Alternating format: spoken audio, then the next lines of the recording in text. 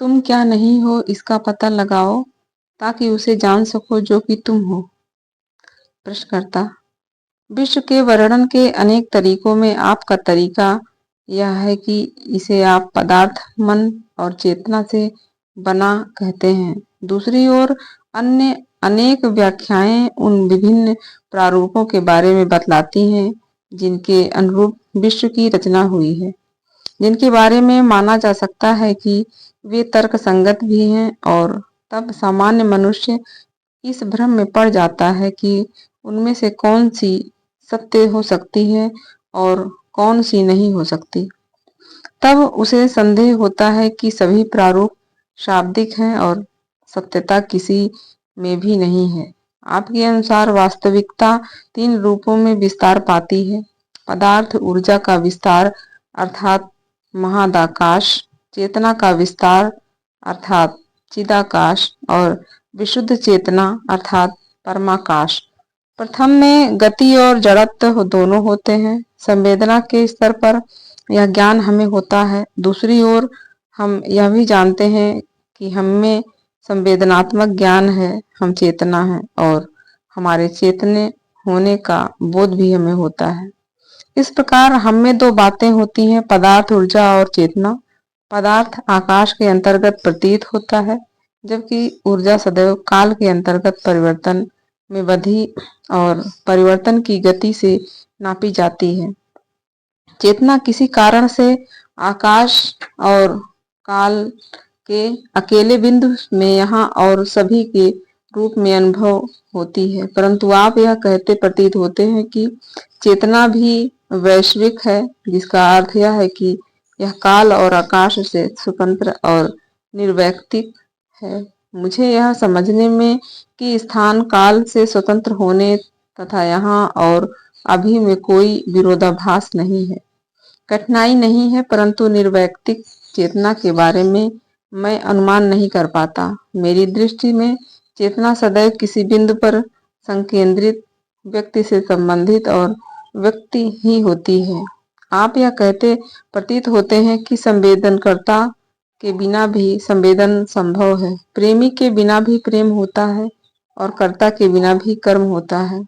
मैं अनुभव करता हूँ कि ज्ञान, ज्ञाता और ज्ञात की त्रिपुटी जीवन की प्रत्येक गतिविधि में देखी जा सकती है। चेतना के अंतर्गत एक चेतन सत्ता, चेतना का एक विषय और विषय के प्रति चेतन सत्ता की चेतना का होना स्पष्ट सी बात है और स्वप्रमाणित ही है। वह जो चेतन है उसे मैं व्यक्ति कहता हूँ। व्यक्ति संसार में रहता है, इसका अंश है, इसे प्रभावित करता है और इससे प्रभावित होता है। महाराज जी कहते हैं, तुम इस बात की खोज क्यों नहीं करते कि संसार और व्यक्ति कितने वास्तविक हैं? प्रश्नकर्ता: अरे नहीं, मुझे उसकी आवश्यकता नहीं। व्यक्ति जिस संसार में रहता है उससे कहीं कम वास्तविक नहीं होता। इतना ही मेरे लिए पर्याप्त है, यह जानना कि ही पर्याप्त है। महाराज जी कहते हैं, फिर प्रश्न क्या है? प्रश्नकर्ता कहता है, क्या व्यक्ति वास्तविक है और संसार की प्रतीतियां धारणागत, या कि संसार की प्रतीतियां वास्तविक और व्यक्ति काल्पनिक? महाराज जी कहते हैं, ये दोनों ही वास्तविक नहीं है। प्रश्नकर्ता: निश्चित ही मैं इतना वास्तविक तो हूं ही कि आपके उत्तर का महत्व समझ सकूं, और मैं एक व्यक्ति हूं। महाराज जी कहते हैं, पर सुषुप्ति में नहीं। प्रश्नकर्ता कहता है, लीन रहना अनुपस्थित नहीं होता, यद्यपि सोया हुआ हूं तो भी मैं रहता हूँ। महाराज जी कहते हैं, एक व्यक्ति होने के लिए तुम में स्वचेतना का होना आवश्यक है। क्या तुम सदैव इस प्रकार होते हो? प्रश्नकर्ता कहता है, तब नहीं जब मैं सोया होता हूँ, और तब भी नहीं जब मैं मूर्छा में अथवा किसी निश्चेतक औषधि के प्रभाव में होता हूँ। महाराज जी कहते हैं, क्या जागृति की अवधि में तुम निरंतर स्वचेतना युक्त रहते हो? प्रश्नकर्ता कहता है, नहीं, कभी कभी मैं अन्य मनस्क रहता हूँ या बस मग्न। महाराज जी कहते हैं, स्वचेतना में जब रिक्त स्थान आते जाते हैं, क्या उस समय भी तुम एक व्यक्ति बने रहते हो? प्रश्नकर्ता कहता है, निश्चित ही इस पूरे समय में मैं एक ही व्यक्ति बना रहता हूँ। इसमें संदेह नहीं कि मैं कल कैसा था और पिछले वर्ष कैसा था इसे स्मरण कर सकता हूँ। मैं एक ही व्यक्ति हूँ। महाराज जी कहते हैं, अतः एक व्यक्ति बने रहने के लिए तुम्हें स्मृति की आवश्यकता होती है। प्रश्नकर्ता, अवश्य। महाराज जी कहते हैं, और स्मृति के अभाव में तुम क्या हो? महाराज प्रश्नकर्ता कहता है, अधूरा व्यक्ति अधूरी स्मृति की बाध्यता है। स्मृति के अभाव में एक व्यक्ति के रूप में मेरा अस्तित्व संभव नहीं। महाराज जी कहते हैं, निश्चित ही स्मृति के अभाव में भी तुम अस्तित्वमान हो सकते हो, और सत्य तो यह है कि होते ही हो, जैसे कि गहरी निद्रा में। प्रश्नकर्ता कहता है, केवल जीवित रहने के अर्थ में, न कि व्यक्ति के रूप में। महाराज जी, इस प्रकार तुम यह स्वीकार करते हो कि एक व्यक्ति के रूप में तुम्हारे अस्तित्व की निरंतरता में बाधा युक्त रिक्तताएं होती हैं। क्या अब तुम मुझे यह बतला सकते हो कि अपने आप को व्यक्ति की तरह अनुभव करने की दो अवस्थाओं के मध्य की रिक्तता की अवधि में तुम क्या होते हो? प्रश्नकर्ता कहता है, तब मैं होता हूँ, पर व्यक्ति के रूप में नहीं, क्योंकि मैं इन अवधियों में अपने प्रति चेतन नहीं होता। इसलिए मैं केवल इतना ही कह सकता हूँ कि मैं होता हूँ, पर व्यक्ति के रूप में नहीं। महाराज जी कहते हैं, क्या हम इसे निर्वैयक्तिक अस्तित्व कह सकते हैं? प्रश्नकर्ता, पर मैं इसे अचेतन अस्तित्व कहना अधिक उपयुक्त समझूंगा। मैं हूँ, पर मैं नहीं जानता कि मैं हूँ। महाराज जी कहते हैं, अभी अभी तुमने कहा मैं हूँ, पर मैं नहीं जानता कि मैं हूँ। क्या अचेतन चेतना रहित अवस्था में तुम्हारे द्वारा ऐसा कहा जाना संभव है? करता कहता है, नहीं, तब मैं नहीं कह सकता। महाराज जी कहते हैं, तुम इसे भूतकाल का संदर्भ देकर ही कह सकते हो। मैं नहीं जानता, मैं अचेत था, अर्थात स्मरण न रह पाने के भाव के द्वारा ही। प्रश्नकर्ता कहता है, अचेत हो जाने पर मैं कैसे याद रख सकता था, और किसे याद रख सकता था? महाराज जी कहते हैं, पर तुम सचमुच ही अचेत थे, या कि तुम्हें बस स्मरण भर नहीं था? प्रश्नकर्ता कहता है, मुझे कैसे स्पष्ट हो? महाराज जी कहते हैं, प्रयास कर देखो, क्या तुम्हें कल का प्रत्येक क्षण स्मरण है? प्रश्नकर्ता कहता है, स्पष्ट है कि यह संभव नहीं। महाराज जी कहते हैं, तब क्या तुम अचेत थे? प्रश्नकर्ता, यह भी स्पष्ट है कि मैं अचेत नहीं था। महाराज जी कहते हैं, इस प्रकार तुम चेतन थे और तुम्हें बस स्मरण भर नहीं है? प्रश्नकर्ता, हाँ, ऐसा ही है। महाराज जी, तो यह संभव है कि तुम निद्रा में भी चेतन थे और तुम्हें बस स्मरण भर नहीं है? प्रश्नकर्ता, नहीं, मैं चेतन नहीं था, मैं सोया हुआ था। मैंने एक चेतन व्यक्ति सो व्यवहार नहीं किया। महाराज जी कहते हैं, पुनः एक बात, तुम यह कैसे जानते हो? प्रश्नकर्ता, ऐसा मुझे उन लोगों ने बताया जिन्होंने मुझे सोया देखा था। महाराज जी कहते हैं, वे केवल इस बात की पुष्टि कर सकते हैं कि उन्होंने तुम्हें देखा, आंखें बंद किए लेटे हुए, नियमित श्वास प्रश्वास लेते देखा।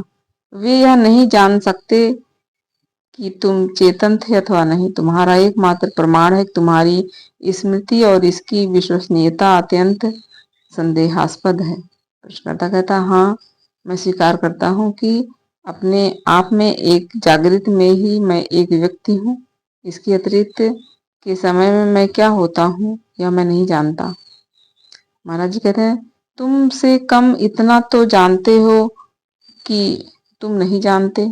यदि तुम ऐसा प्रदर्शित कर रहे हो, यदि तुम्हारा यह भाव है कि दो जागृतियों के मध्य की रिक्त अवधियों में तुम चेतन नहीं रहते हो, तो उन अवधियों को अभी हम एक ओर रख देते हैं। अभी हम केवल जागृति की अवधि के बारे में देखते हैं। प्रश्नकर्ता कहता है, स्वप्नों में मैं एक ही व्यक्ति होता हूँ। महाराज जी, ठीक है, हम उन दोनों अवस्थाओं, स्वप्न और जागृत का एक साथ अध्ययन करते हैं। उनमें केवल सततता की ही विभिन्नता हुआ करती है। यदि प्रति रात्रि तुम्हारे स्वप्न उसी स्थान, वातावरण, लोगों आदि को लेकर नियमित रूप से आते होते, तो तुम्हें यह समझने में कठिनाई होती कि कौन सी अवस्था स्वप्न है और कौन सी जागृति। अब आगे जो बातचीत हम करेंगे उसमें स्वप्न की अवस्था पर विचार भी जागृति की बात के ही अंतर्गत करेंगे। प्रश्नकर्ता कहता, ठीक है, मैं संसार के साथ अचेतन सचेतन संबंध की दृष्टि से एक व्यक्ति हूँ। महाराज जी कहते हैं, क्या तुम्हारे व्यक्ति होने हेतु संसार और उसके साथ का सचेतन संबंध ये दोनों अनिवार्य होते हैं? प्रश्नकर्ता कहता है, एक गुफा में बंद होने पर भी मैं एक व्यक्ति ही रहता हूँ महाराज जी, अर्थात एक देह और एक गुफा और एक संसार जिसमें वे अस्तित्वमान हो। प्रश्नकर्ता कहता, हाँ मैं राजी हूँ। मेरे व्यक्ति रूप में अस्तित्वमान होने के लिए संसार और उसकी सचेतनता आवश्यक है। महाराज जी कहते हैं, इस प्रकार व्यक्ति संसार का अनिवार्य अंश हो जाता है। अन्य शब्दों में संसार व्यक्ति का अनिवार्य अंश हो जाता है। ये दोनों एक ही बात है। प्रश्नकर्ता कहता है, चेतना असंलग्न है। संसार और व्यक्ति चेतना में प्रकट होते हैं। महाराज जी, तुमने कहा प्रकट, क्या तुम अप्रकट विलीन शब्द को भी इसके साथ रख सकोगे? प्रश्नकर्ता, नहीं, मैं ऐसा नहीं कर सकता। मैं केवल अपने और अपने संसार के प्रकट होने का ही बोध रख सकता हूँ। एक व्यक्ति के रूप में मैं यह नहीं कह सकता संसार नहीं है। संसार के अभाव में यह कहने हेतु मैं भी न रहूंगा। क्योंकि संसार है इसलिए मैं कह सकता हूँ कि संसार है। महाराज जी कहते हैं, शायद यह इसके विपरीत हो, तुम्हारे होने से इनकार संसार है। प्रश्नकर्ता, मुझे ऐसा वक्तव्य अर्थ रहित सा प्रतीत होता है। महाराज जी कहते हैं, हो सकता है कि अन्वेषण करने पर इसकी अर्थ रहितता समाप्त हो जाए। प्रश्नकर्ता कहता है, हम कहाँ से प्रारंभ करें? महाराज जी कहते हैं, मैं केवल यही जानता हूँ कि जो भी अन्य पर आश्रित होता है वह वास्तविक नहीं होता। सही अर्थों में केवल सद्वस्तु वास्तविक ही स्वतंत्र होती है। क्योंकि व्यक्ति का अस्तित्व संसार पर निर्भर होता है और व्यक्ति संसार के ही द्वारा परिभाषित और परिसीमित होता है, अतएव यह वास्तविक नहीं हो सकता। प्रश्नकर्ता कहता है, पर निश्चित ही यह स्वप्न नहीं हो सकता। महाराज जी कहते हैं, स्वप्न भी जब बोध में आता है, संवेदित होता है और उसका सुख लिया जाता है, अथवा जब वह बीतता है तब अपना अस्तित्व रखता है। जो कुछ भी तुम सोचते हो, अनुभव करते हो, उसकी सत्ता है, पर इसे जिस रूप में तुम ग्रहण करते हो आवश्यक नहीं कि वह उसी रूप में होता हो। जिसे तुम व्यक्ति की तरह सोचते हो, संभव है कि वह उससे पूर्णतः भिन्न कोई अन्य वस्तु हो। प्रश्नकर्ता कहता है, मैं वही हूँ जो मैं अपने आप को जानता हूँ। महाराज जी कहते हैं, संभवतः तुम यह नहीं कह सकते कि तुम यद्यप वही हो जो तुम सोचते हो कि तुम हो। तुम्हारी अपने आप के बारे में धारणाएं दिन प्रतिदिन और क्षण प्रतिक्षण बदलती हैं। तुम्हारी स्व प्रतिमा तुम्हारी सारी वस्तुओं में सर्वाधिक परिवर्तनशील वस्तु है। यह अत्यंत नाजुक वस्तु है और कोई भी सरलता से इसे क्षति पहुंचा सकता है। किसी प्रिय का बिछोह, नौकरी छूट जाना, कोई अपमान और तुम्हारी स्व प्रतिमा जिसे तुम अपना व्यक्ति कहते हो गहराई से परिवर्तित हो जाती है। यह जानने के लिए तुम क्या हो, तुम्हें पहले यह खोजना और जानना होगा कि तुम क्या नहीं हो, और तुम क्या नहीं हो यह जानने के लिए तुम्हें अपने आप पर सावधानी से दृष्टि रखनी होगी।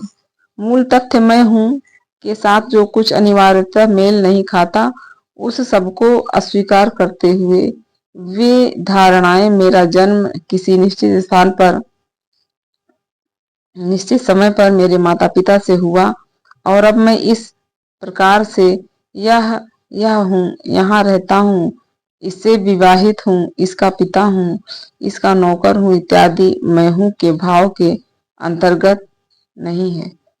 हमारी सामान्य प्रवृत्ति में यह हूँ के रूप में होती है। दृढ़ता और निरंतर श्रम से मैं हूँ को यह अथवा वह से पृथक कर और यह अनुभव करने का यत्न करो कि यह अथवा वह हुए बिना होने या केवल होने मात्र का क्या अर्थ होता है। हमारी सभी आदतें इस अभ्यास के विरोध में होती हैं और उनसे संघर्ष करने का कार्य लंबा और कभी कभी कठोर भी होता है, परंतु स्पष्टता पूर्ण समझ बहुत सहायक होती है। मन के तल पर तुम्हारा वर्णन केवल निषेधात्मक शब्दों से ही हो सकता है।